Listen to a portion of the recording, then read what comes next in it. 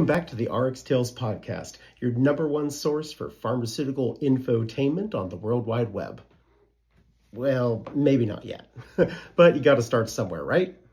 I'm your host, Dr. Mark Fulton, and today I'm going to be giving you the inside scoop on semaglutide and the GLP-1 drug craze.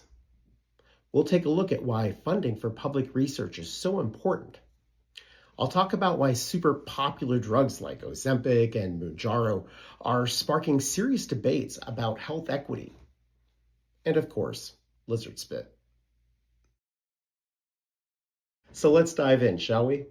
To kick things off, I want to bring out a very special guest. We go way back, ladies and gentlemen. Please give it up for my desert-dwelling homie, the largest North American lizard, the Gila Monster. Hi, thanks for having me on the show. Oh, it's totally my pleasure, Gila Monster. So what have you been up to this past week? Just hanging out in the Sonoran Desert, underground mostly. You want to tell the folks at home exactly how you fit into the story? Sure thing, Dr. Mark. Back in the 1980s, a scientist named Jean-Pierre Rauffman began studying my venom because I have this peculiar habit of only eating about twice a year. I told you I was venomous, right? Based on that research, a couple years later, in 1992, an endocrinologist named John Eng discovered that my venom contains a peptide he called exendin-4. Exendin-4 is nearly identical to a hormone called GLP-1 that humans produce in the pancreas, with one key difference. After you eat, the pancreas releases GLP-1, which makes the pancreas produce more insulin, which makes you feel less hungry. But it only lasts for about 2 minutes. My Exendin-4 does the same thing, but it lasts for a lot longer. Stamina, baby. Woo! That's a cool story, Gila Monster. Fast forward another few years, and a synthetic version of Exendin-4 was developed, called exenatide. This was the first GLP-1 agonist. It came on the market in 2005 under the brand name Byetta and was a breakthrough treatment for people with type 2 diabetes. Wow, you really know a lot about pharmacology. I'm somewhat of a pharmacist myself. Come on, man. I'm trying to do a serious podcast here. No, for real. In the Dene culture, I am considered the first medicine man. Are you really doing this? I shall tell you the Flintway legend. Once upon a time, a young hunter had adulterous relations with the wife of a mighty Navajo warrior called White Thunder. White Thunder was furious, and he chopped up the young hunter's body and scattered the parts all over the desert. This is where I come in. See, the Gila Monster, that's me, used his super awesome healing powers to put the young hunter back together, and in doing so, restored balance to the world. So it's like a Humpty Dumpty Frankenstein kind of thing? Yeah, sorta. You kinda had to be there. We are so far off track. Thanks, Gila Monster. Well, after Byetta, pharmaceutical companies started racing to come up with new and better GLP-1 drugs. The two most successful of these are semaglutide by Novo Nordisk and tirzepatide by Eli Lilly. Not only are they widely used, they are huge moneymakers. Semaglutide made Novo Nordisk the wealthiest company in Denmark, worth over $570 billion. That's more than the entire GDP of Denmark itself. Tirzepatide has made Eli Lilly the wealthiest pharmaceutical manufacturer in the world, worth over $840 billion. So without public sector funding into gut hormones and reptile venom, this class of drugs wouldn't exist. The path from early curiosity to profits totaling nearly $1 trillion wasn't a straight line. This is why government funding is so important. Private companies have shareholders who demand a return on their investment. Now, there's little incentive for pharmaceutical manufacturers to invest in research just for the hell of it. That's where the government comes in. The FDA and other federal agencies fund, or at least used to, research that's critically important for economic growth, national security, public health, and the environment. This research is beneficial, but it's not always profitable, which is why private industry typically doesn't prioritize it. But these investments are important. They lead to all sorts of discoveries like newer drugs, better technology, and a healthier environment. That's why it's so concerning to see headlines like these. If this concerns you too, please take a moment to contact your representative in Congress, and for God's sakes, vote. Well, it seems like every celebrity and public figure nowadays is losing weight, whether they admit to using GLP-1 drugs or not. With a price tag of well over $1,300 a month, it comes as no surprise that the wealthy have no issue with getting access to this revolutionary therapy. What about the average American? Well, it depends on why you need a GLP-1. If it's prescribed for type 2 diabetes, you've got a good chance that a GLP-1 drug is covered on your plan. But what if you're simply overweight? You don't have type 2 diabetes. Well, that's often an uphill battle with your insurance company. Let's look at some numbers. 42% of Americans, now we're talking adults under 65 who have insurance through their employer. 42% of those Americans meet the indication criteria set by the FDA for a GLP-1. However, less than 3% of that same group actually gets a prescription covered for a GLP-1. Why? Why is this? Well, weight loss drugs are often considered cosmetic or lifestyle drugs. Even when they are covered, they're often subject to restrictions like prior authorization, where your doctor has to call the insurance company to justify why you need the medication, or requirements to try less expensive therapies first. Even then, insurance companies can add other restrictions, like only covering a GLP-1 if you have obesity and another qualifying health condition, like cardiovascular disease. What's really disingenuous is this.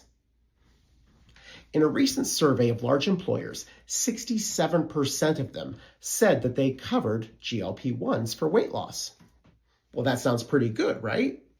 Well, when we dig a bit deeper, this is what that coverage really looks like. A third of large employers don't cover GLP-1s at all for weight loss. Of the 2/3 that do, nearly all of them require prior authorization or have some other type of restriction. What's even more concerning is GLP-1 coverage is becoming more restrictive and not less. The reason behind this is cost. Employers and insurance companies are paying out a lot of money for these very expensive drugs, mostly for type 2 diabetes. Now, this was sort of a calculated risk. Pay up front now by covering GLP-1s to reduce the costs of expensive health complications down the road. But how long are they willing to wait to see that return on investment? According to this survey, over half of employers are strongly considering or already plan to reduce coverage for GLP-1 drugs in 2026. Now, maybe you're saying, hey, Mark, I don't have insurance through my employer. I'm on Medicare, I'm on Medicaid. Well, all right, let's talk about Medicare and Medicaid. Again, it really depends on your diagnosis. Medicaid programs typically cover GLP-1 drugs for diabetes, but not for weight loss. In fact, right now, only about 13 state Medicaid programs cover GLP-1s for weight loss. And even then, you're often looking at the same type of restrictions we see in private insurance, like prior auth and such. As for Medicare, my 65 and older audience, same thing. So if you have a standard Medicare Part D plan, those plans are prohibited from covering weight loss drugs. This restriction is back from 2003 when Medicare Part D was originally created. Now, GLP-1 drugs are covered on most Medicare Part D plans for type 2 diabetes, but it's not a requirement that they have to cover them. And again, even if they are covered, coverage comes with restrictions. So if you have what's called an enhanced alternative Medicare Part D plan. Now, you might get lucky. These plans are permitted to cover GLP-1s for weight loss.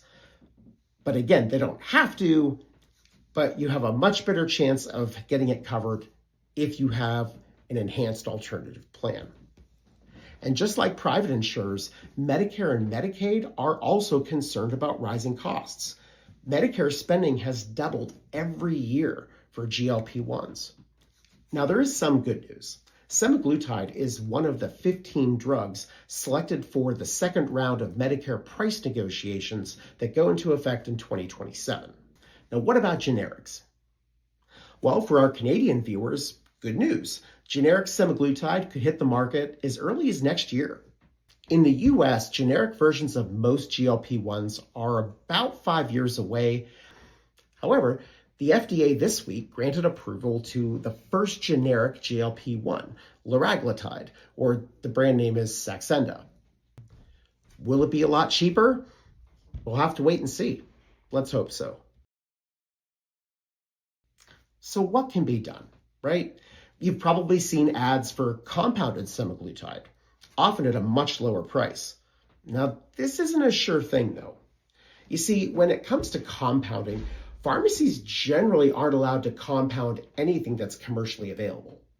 However, if the FDA declares a shortage of a particular drug, then pharmacies are allowed to compound it even if it's commercially available. So when does the FDA declare a shortage? Well, they do this when the manufacturer is unable to produce enough of the drug to meet either the current demand or the projected demand. Now, this happened to semaglutide back in 2022. The shortage was later declared resolved, but the compounding pharmacies didn't agree with the FDA, and the matter went to federal court, where the FDA's position was upheld. As of May 22, 2025, pharmacies are no longer allowed to compound semaglutide unless it's customized for a patient based on their specific medical needs. For example, if you have an allergy to one of the inactive ingredients. Another big issue we're seeing with semaglutide is a rise in counterfeiting. This is a real problem, especially with online pharmacies or deals that seem too good to be true.